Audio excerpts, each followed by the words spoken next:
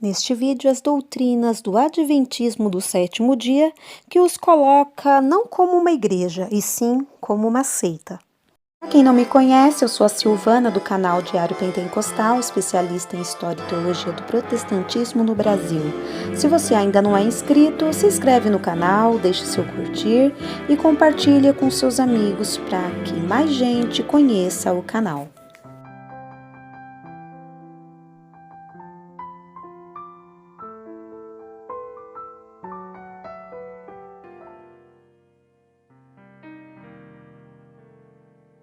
Introdução, exclusivismo, dieta alimentar, doutrina de Cristo, fonte de autoridade, juízo investigativo, imortalidade da alma, Satanás na expiação, aniquilação dos ímpios, guarda do domingo e guarda do sábado.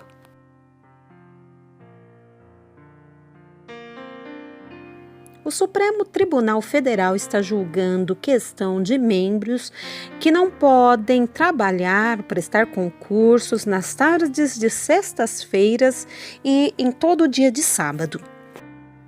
O Supremo Tribunal Federal está julgando. Uma melhor compreensão disso no canal, além deste vídeo, tem mais dois sobre o Adventismo, uma breve biografia de Ellen White e a fundação do Adventismo, além das datas frustradas marcadas para o retorno de Cristo. Neste vídeo, apresentarei os porquês desta organização religiosa não constar na lista de igrejas nem tradicionais, nem pentecostais e nem neopentecostais.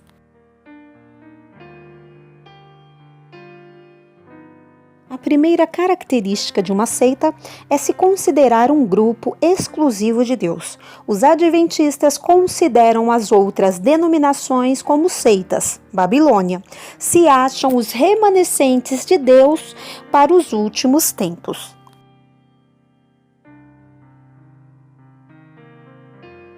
Eles declaram que Jesus é o anjo Miguel que aparece no Antigo Testamento. Tudo isso com base em Judas 9, onde o arcanjo Miguel aparece para disputar com Satanás a respeito do corpo de Moisés. Declaram que Jesus assumiu uma natureza pecaminosa que tinha pecado. As Escrituras deixam claro que Jesus morreu sem pecado. Se ele tivesse pecado, sua morte só valeria para ele, uma vez que o salário do pecado é a morte. Ele teria, assim, recebido apenas o que ele mereceu.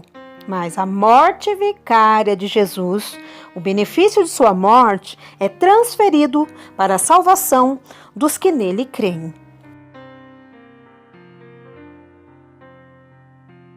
Ellen White, no livro A Ciência do Bem Viver, quer insinuar que comer carne é ficar propenso ao pecado. Mas, ironicamente, e sem querer fazer algum argumento contra a benção que são os vegetais, o pecado entrou no mundo e uma fruta foi usada para fazer a sedução a Eva. O pecado então entrou no mundo e nesta trama diabólica um fruto foi usado. E o sacrifício de um animal, carne, que tipificava a morte de Cristo, foi a redenção de Eva e Adão. Jacó, o usurpador, seduziu seu irmão com uma sopa de lentilhas e o enganou.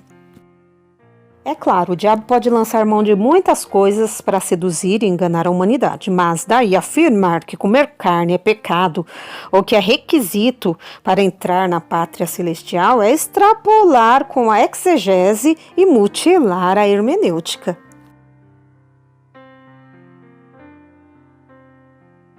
Segundo a teologia de Ellen White, a expiação não foi concluída na cruz do Calvário. Ao terminarem as 2.300 tardes e manhãs, Jesus entrou no lugar santíssimo para efetuar a última parte da sua solene obra, purificar o santuário. Hebreus 6, 19 e 20 diz que temos esta esperança como âncora da alma, firme e segura, a qual adentra o santuário interior por trás do véu, onde Jesus, que nos precedeu em nosso lugar, tornando-se sumo sacerdote para sempre, segundo a ordem de Melquisedeque.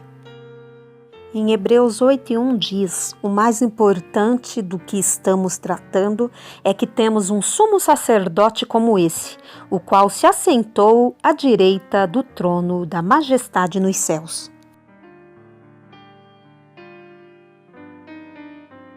Eles negam que os escritos de Ellen White sejam diferentes da Bíblia.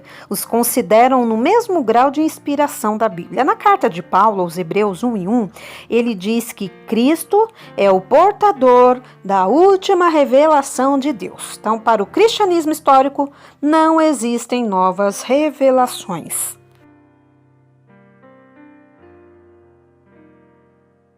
A obra adventista Subtilezas do Erro diz: o que o homem possui é o fôlego da vida, ou vida, o que dá animação ao corpo, que lhe é retirado por Deus quando expira. E o fôlego é reintegrado no ar por Deus, mas não é entidade consciente ou o homem real como querem os imortalistas. Ou seja, para eles, a pessoa morreu, entra num estado de sono, está inconsciente, aguardando o dia do juízo, a ressurreição dos mortos. Tudo isso baseados em Eclesiastes 9:5. Pois os vivos sabem que morrerão, mas os mortos nada sabem. Para eles não haverá mais recompensa, e já não se tem lembrança deles. Esta passagem diz respeito aos mortos em relação à vida terrena. O cadáver realmente não diz nada.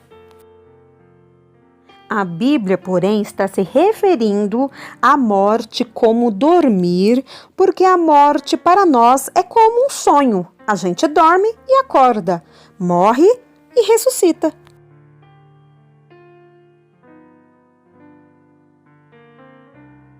A doutrina da expiação da Igreja Cristã tem defendido que Cristo é o único expiador, sendo que Satanás não tem nenhuma parte na expiação. Com base em Levítico 16, do 5 ao 10, alegando que o bode emissário tipifica Satanás, os adventistas do sétimo dia defendem que Satanás não somente levará o peso e castigo de seus próprios pecados, mas também os pecados da hoste dos remidos, os quais foram colocados sobre ele.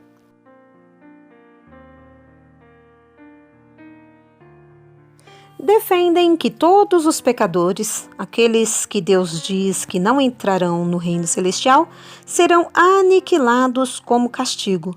Eles não creem no sofrimento eterno. Ellen White considera o sofrimento eterno como uma doutrina falsa.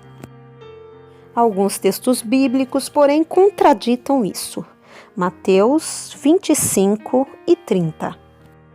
E lancem fora o servo inútil nas trevas, onde haverá choro e ranger de dentes.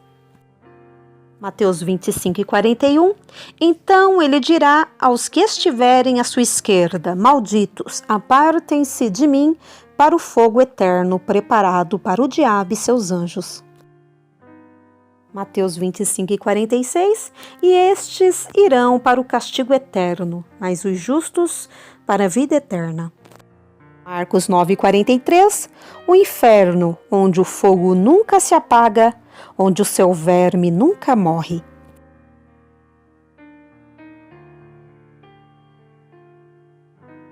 Dizem os adventistas que a guarda do domingo é de origem pagã. Citam que chama-se assim Sunday, dia do sol, porque era antigamente dedicada ao sol ou ao seu culto. Por esta lógica, a guarda do sábado também é de origem pagã, pois Saturday, sábado, em inglês, era o dia do deus Saturno, celebrado com orgias. Por que é que os cristãos começaram a guardar o domingo? Primeiro, porque Cristo ressuscitou no primeiro dia da semana, no domingo. Cristo se manifestou 5 vezes no primeiro domingo. O Espírito Santo foi derramado no Pentecostes, que é um dia de domingo. Os cristãos dos tempos apostólicos costumavam se reunir aos domingos para celebrar a ceia do Senhor, pregar e separar suas ofertas. Diversas citações dos pais da Igreja, muito antes do imperador Constantino, dizem que os cristãos guardavam o domingo como dia do Senhor.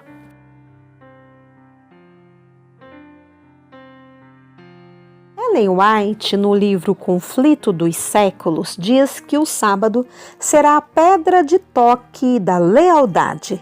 Traçar-se-á a linha divisória entre os que servem a Deus e os que não o servem.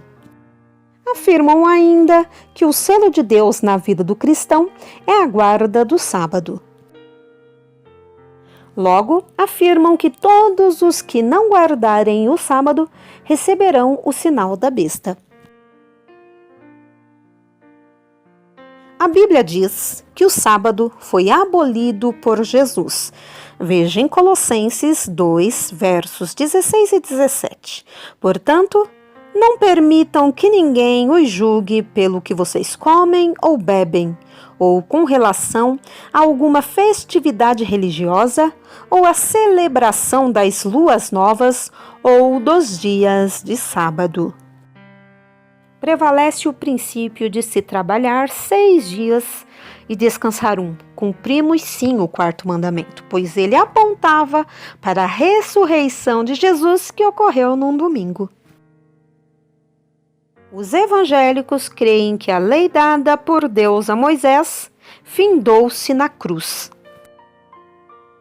Em Oséias 2:11 diz: acabarei com a sua alegria, suas festas anuais, suas luas novas, seus dias de sábado e todas as suas festas fixas.